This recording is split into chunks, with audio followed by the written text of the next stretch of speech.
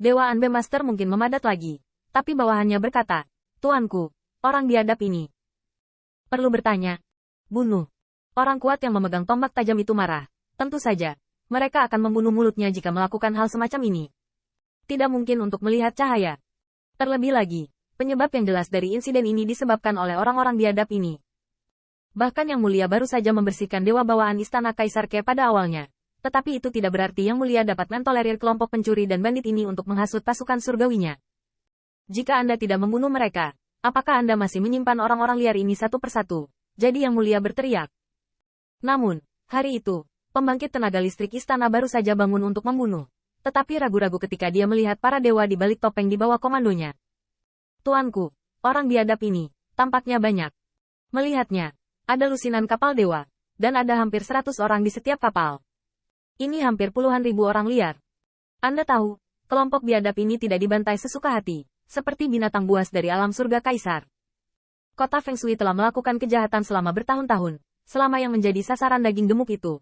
Hanya ada dua perbedaan, tidak lebih dari meraihnya.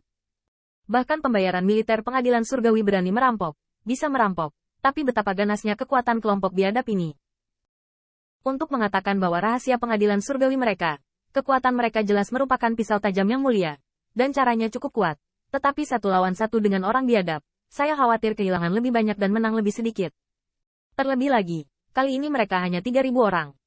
Jika bukan karena orang dewasa ini, saya khawatir orang-orang biadab ini tidak akan memiliki suasana hati yang baik hari ini, dan mereka tidak akan hanya berada di lorong tanpa dirampok. Namun, orang kuat dengan tombak tajam bukanlah orang biasa, tampaknya keberadaan bergengsi di Anbe.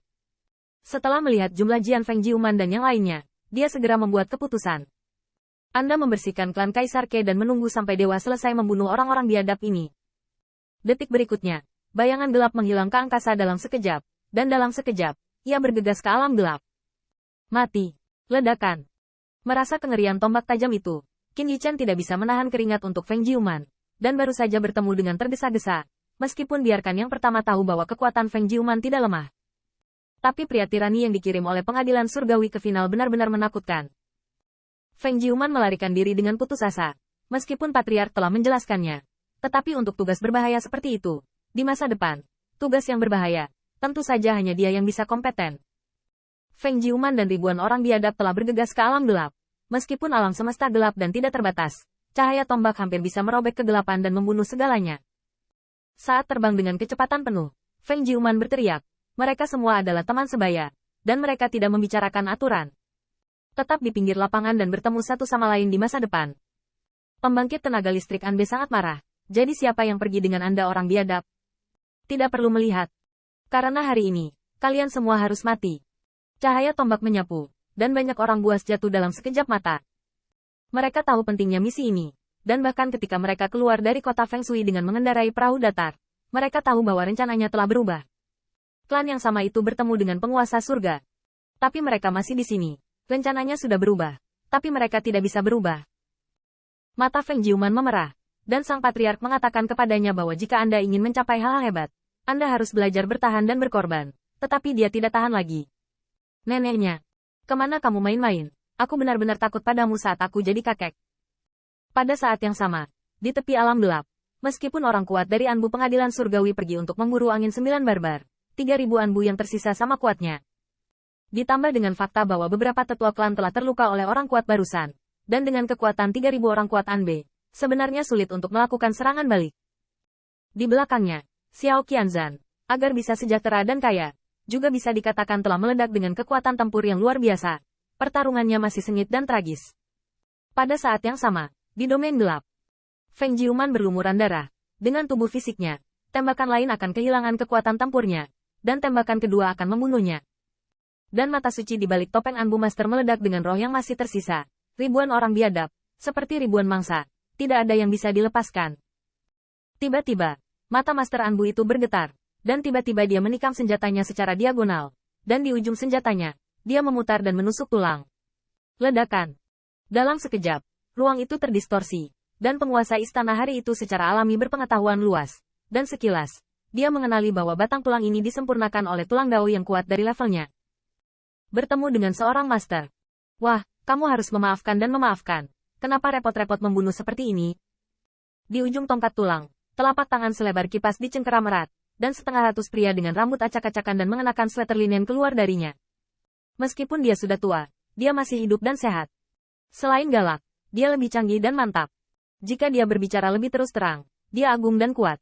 Ketika orang kuat di bagian gelap dari pengadilan melihat ini, matanya berkedip.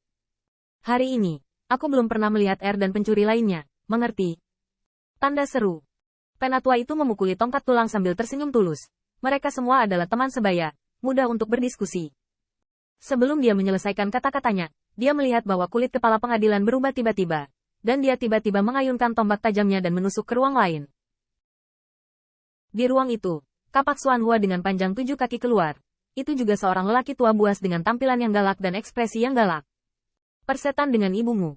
Saat kita membunuh anak kita, kenapa kamu tidak harus memaafkan dan memaafkan? Wajah di bawah topeng Master Anbu bergerak-gerak sedikit. 2 Master. Saya melihat orang tua yang memegang kapak raksasa mencibir. Kamu memiliki senjata yang bagus. Kamu bisa meninggalkannya. Mata para Master Anbu dingin. Kelompok pencuri yang hanya mencari keuntungan ini. Pistol tajamku bagus. Tapi sayangnya, kamu tidak bisa menangkapnya. Wow. Tiba-tiba, sebuah pita terbang keluar dari lengan baju Master Anbu. Dan sesepuh buas itu tiba-tiba tercekik. Hanya untuk melihat bahwa pita itu adalah sebuah tanda. Namun, saat melihat pola dao pada token tersebut menghilang tanpa meninggalkan jejak. Lihat dengan jelas. Suara Anbu Master terdengar dingin. Apakah Anda tahu asal-muasal senjata tajam ini? Saya pikir dewa belum pernah melihat Anda hari ini. Untuk pembayaran militer, yang mulia mungkin bisa melupakannya. Kedua tetua itu ragu-ragu, dan lelaki tua dengan kapak raksasa di tangannya mendengus marah. Mereka semua adalah rekan, pendukung berbeda, dan kata-kata sulit untuk diucapkan. Cepat. Tempat hantu ini sangat gelap sehingga tidak ada yang bisa melihatnya. Mata Master Anbu berkedip-kedip, dan sosok itu tiba-tiba menghilang. Tetapi sebelum terbang keluar dari alam gelap, sosok itu muncul lagi. Tepatnya, itu dipaksa untuk membagi waktu dan ruang di bawah sapuan pedang raksasa. Hei, tempat hantu ini sangat gelap. Apakah ini orang yang hidup atau orang mati? Tidak tahu. Aku melihat seorang wanita tua perlahan berjalan keluar sambil memegang pedang besar yang lebih ganas dari tinggi badannya. Dengan cibiran di sudut mulutnya. Meski dia seorang wanita, nafasnya begitu kokoh, dia tidak kalah dari orang-orang tua itu. Orang kuat Anbu memegang tombak tajam di tangannya dan membanting ke belakang, dan wajahnya di bawah topeng menjadi muram seperti tinta.